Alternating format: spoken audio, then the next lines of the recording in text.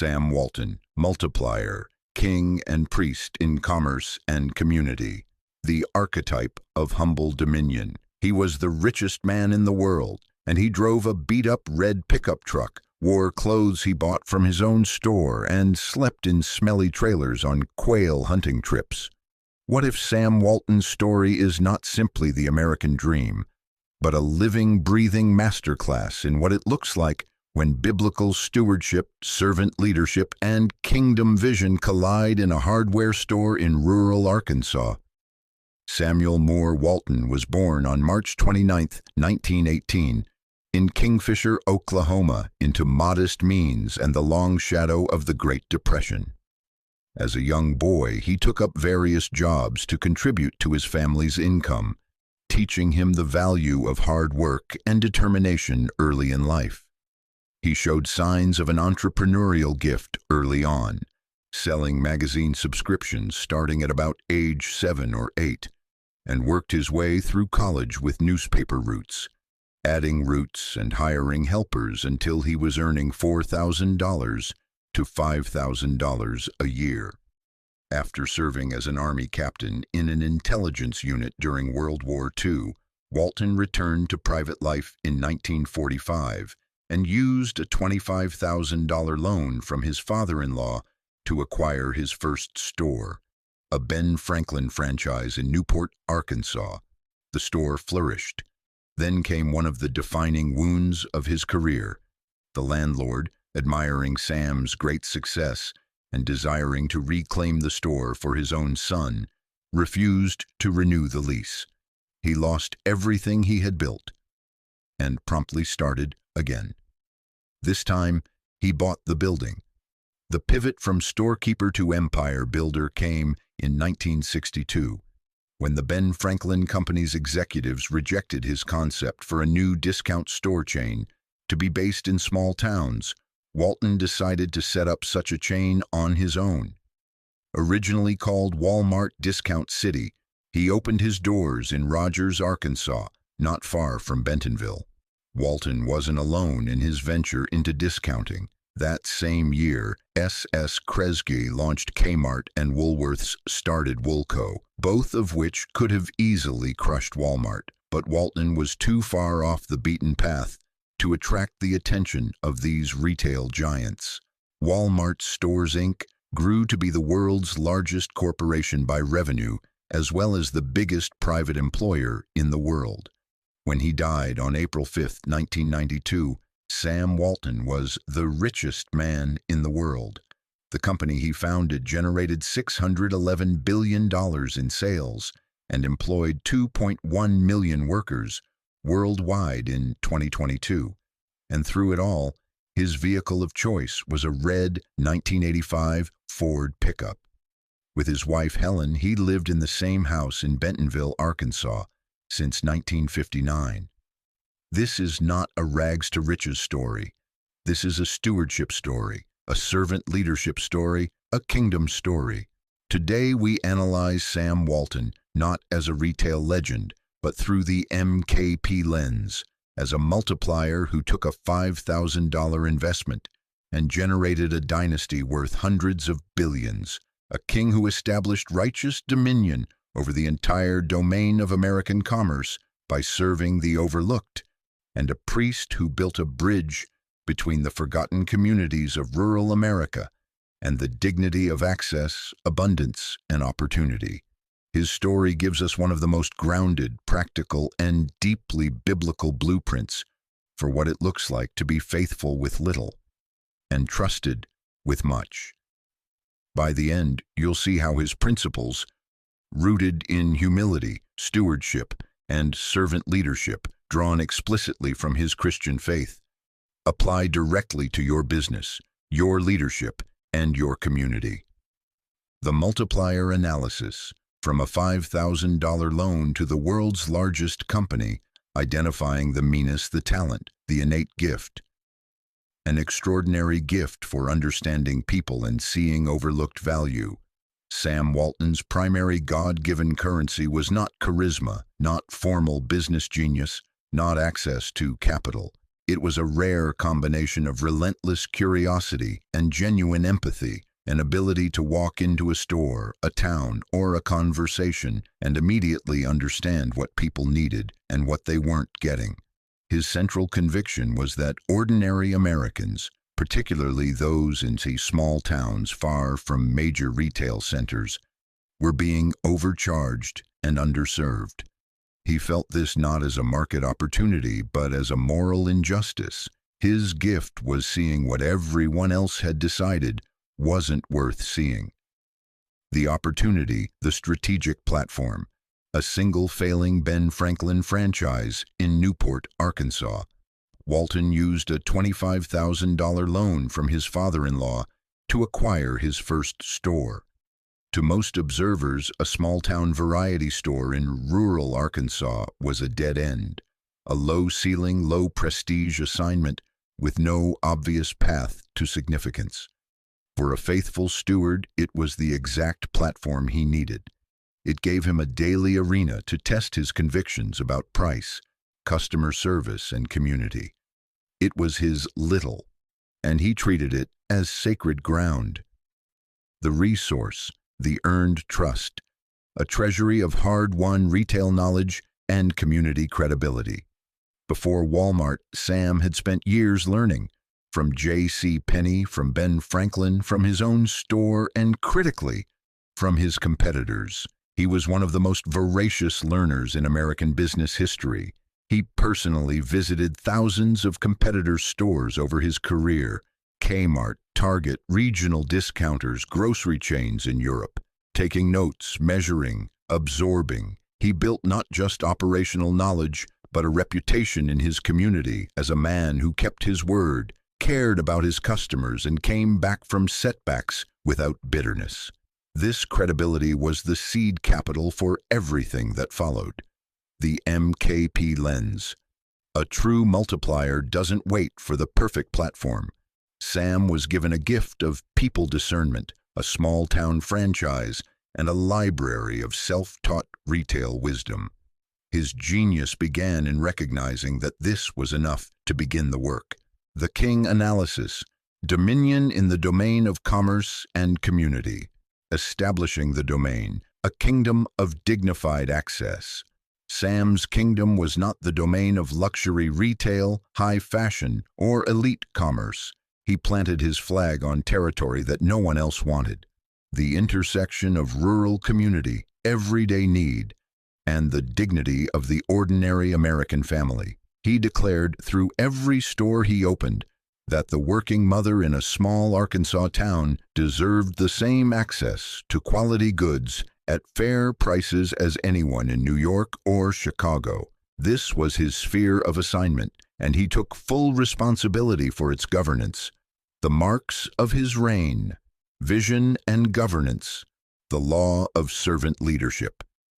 Walton worked the concept of service leadership into the corporate structure of Walmart based on the concept of Christ being a servant leader, and emphasized the importance of serving others based in Christianity.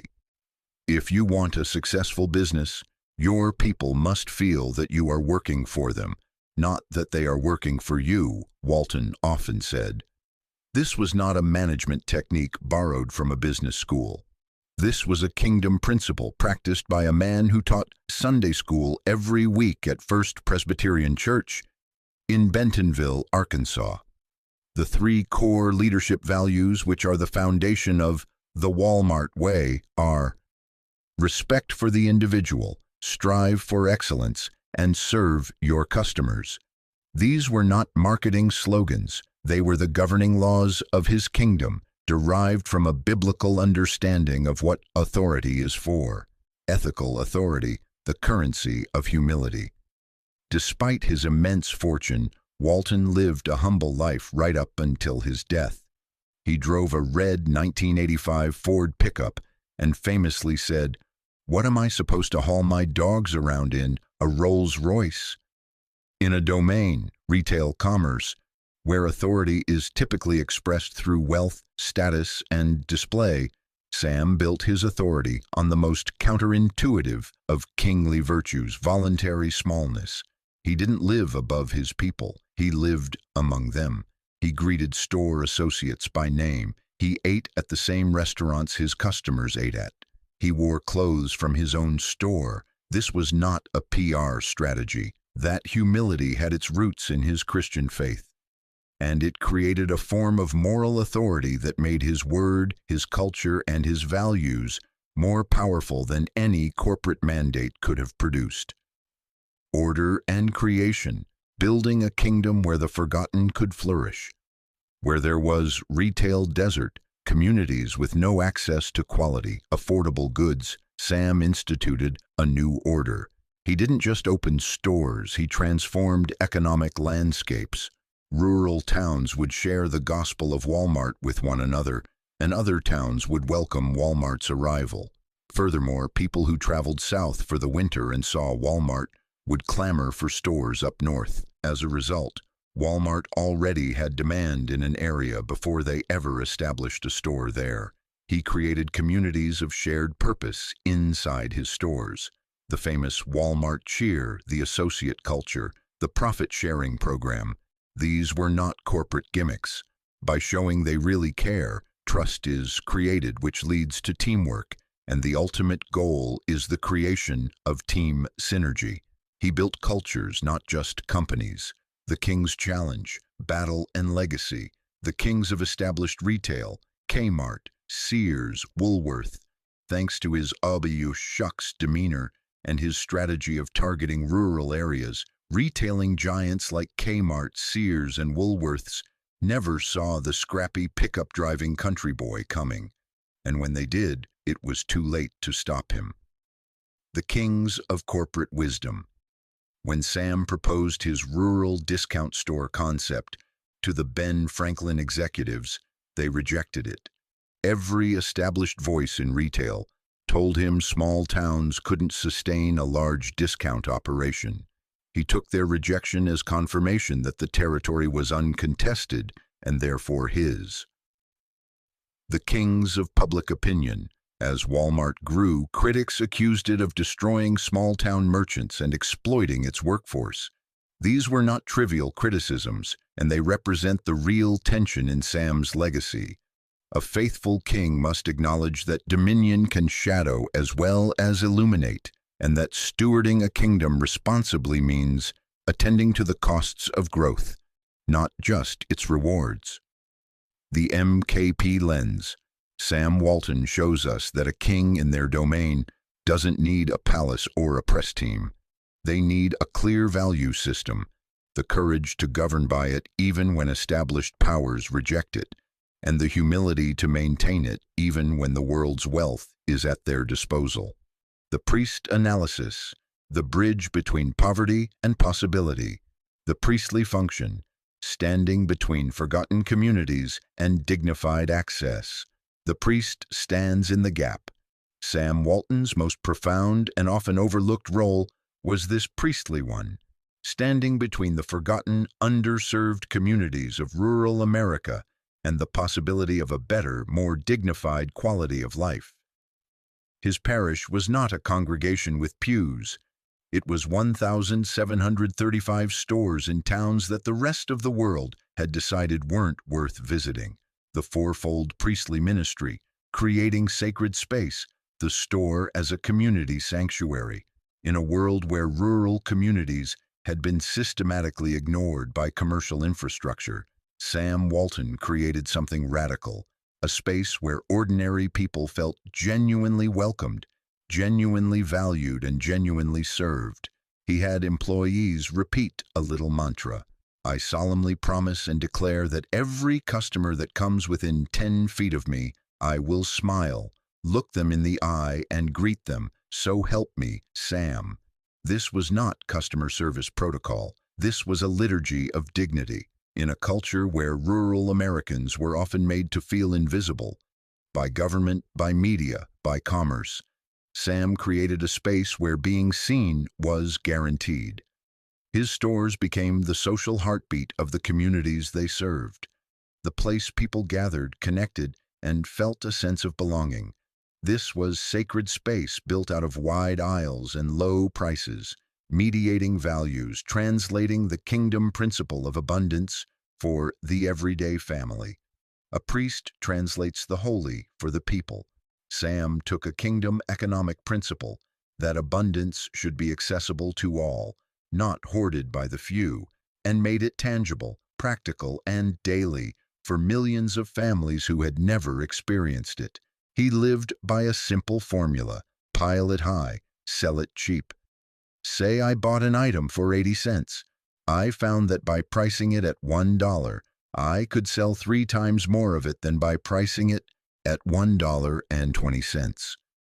He translated complex economics into a simple act of justice. The rural mother should not pay more for detergent simply because she lives far from a city. If we work together, we'll lower the cost of living for everyone. We'll give the world an opportunity to see what it's like to save and have a better life. This was not a mission statement.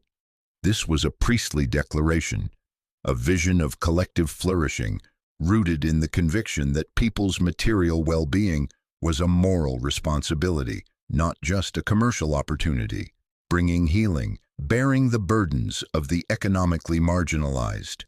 The priest carries the concerns of the people. Sam's entire business model was built around bearing a burden that no one else would carry. The burden of serving communities that the market had declared unprofitable and unworthy. Walton died of cancer on April 5, 1992. A few days earlier, according to his son, Walton was still reviewing sales data in his hospital bed. This was not a man driven by personal consumption or the accumulation of status. He was driven by the conviction that there were still communities being underserved, and that his work on their behalf was not finished. He bore their need as a personal responsibility until he drew his last breath. His profit-sharing program for associates bore the financial burden of his employees' futures. Walton kept prices and salaries low, but nevertheless inspired company loyalty in employees, who retired with comfortable pensions as a result of his profit-sharing plan. He created pathways to dignity not just for customers, but for the hundreds of thousands of working people who built his kingdom alongside him. Prophetic voice, naming the injustice of economic exclusion and calling commerce to a higher standard. A priest speaks truth to power. Sam's prophetic voice was not loud or confrontational. It was expressed in the subversive act of building something that disproved the prevailing wisdom. The prevailing wisdom said, rural towns cannot support large retail. Sam's prophetic response was not an argument. It was a store in Rogers, Arkansas. The prevailing wisdom said, you cannot make a profit on thin margins in small markets. Sam's prophetic response was 1,735 stores and $50 billion in annual sales. The prevailing wisdom said, employees are costs to be minimized. Sam's prophetic response was profit sharing, associate culture, and a generation of store managers who ran their stores like entrepreneurs. His central conviction, once mocked by industry leaders, was that large discount stores could thrive in small towns and rural areas. He spent his entire life preaching that sermon not from a pulpit but from a loading dock, a store floor, and a red pickup truck. The MKP lens. Are you the professional who sees value in the client, the community, or the market that everyone else has written off, creating sacred space? Are you translating complex knowledge, financial, spiritual, professional, into accessible, practical tools for people who need it most? Mediating values.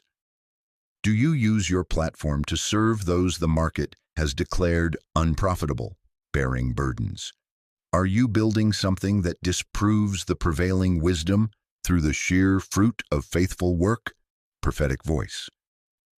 Sam's legacy teaches us that priesthood in the marketplace means creating spaces of dignity, translating abundance as a right rather than a privilege, and bearing the economic burdens of the forgotten as a personal calling.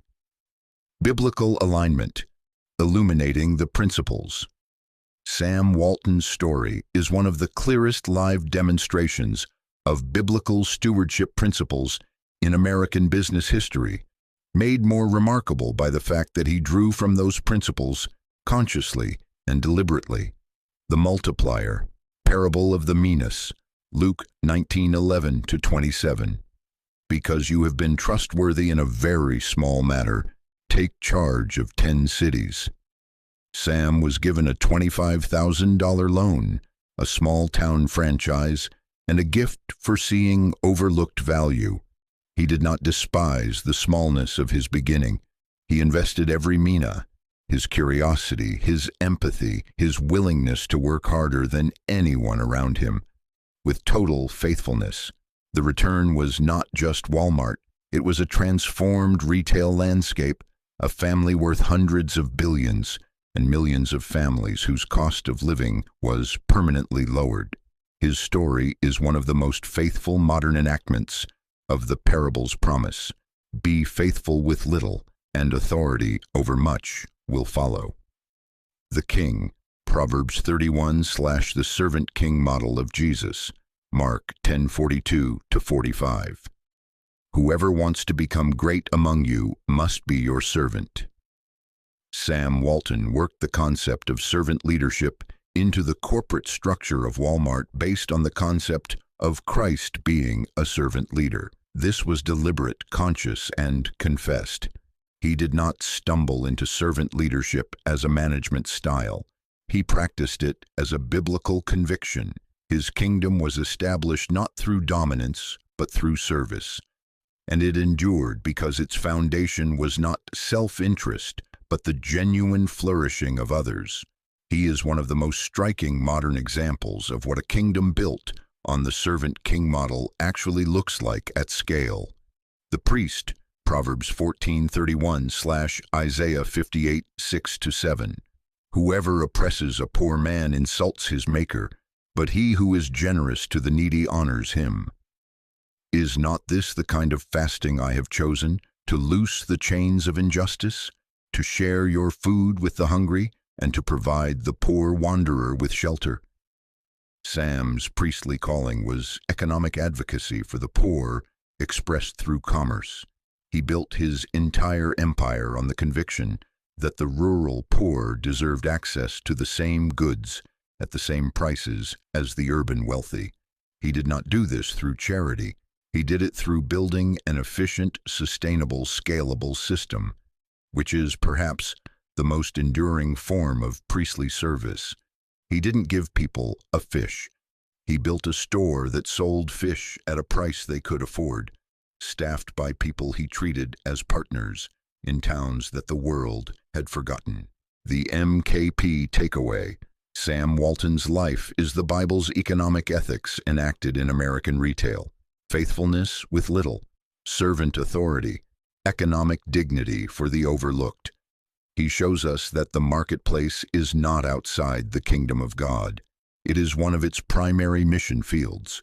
His story urges us to ask, who are the rural communities in your industry, the overlooked, the underserved, the unprofitable, that your assignment might be calling you to build toward? Your MKP challenge recap. Sam Walton multiplied a $25,000 loan and a gift for seeing overlooked value into the world's largest company. He ruled his domain with the servant leadership of a man who built his corporate culture on the model of Christ. And he bridged the gap between forgotten rural communities and the dignity of abundance, not through charity, but through faithful, disciplined, brilliant stewardship. His life is a blueprint, and his humility is its most instructive chapter. For the multiplier, what is the small-town version of your calling? The overlooked opportunity, the underserved audience, the market everyone else has dismissed, that you have been sitting on. What would it look like to invest your gift there faithfully this quarter before the platform looks impressive enough to deserve it? For the king, what are the governing values of your domain, your team, your business, your home? Are they borrowed from the culture around you, or are they derived from conviction? What one law of servant leadership? My people must feel I am working for them, not that they are working for me. Can you establish in your sphere this month? For the priest, who in your community, your industry, or your city is being overcharged, underserved, or ignored because the market has decided they're not worth the investment? Is your assignment to build the bridge between their need and the possibility of better? And how are you using your platform to translate abundance, not hoard it? For the business owner and entrepreneur, Sam's profit-sharing program turned employees into owners and owners into loyalists. What would it look like to begin structuring your business so that the people who build it with you also benefit from what it becomes? What is your version of calling your team associates? This week, pick one of those roles, multiplier, king, or priest, and act on it deliberately. And let Sam's red pickup truck be a permanent reminder. The size of your vehicle has nothing to do with the size of your assignment. Go and multiply, rule, and bridge, right where you are. You may not have 1,735 stores, but you have a domain. You have an overlooked community waiting for someone faithful enough to serve them. You have a calling that does not require a big city, a big budget, or a big audience, just a big yes. Go and multiply, rule, and bridge right where you are.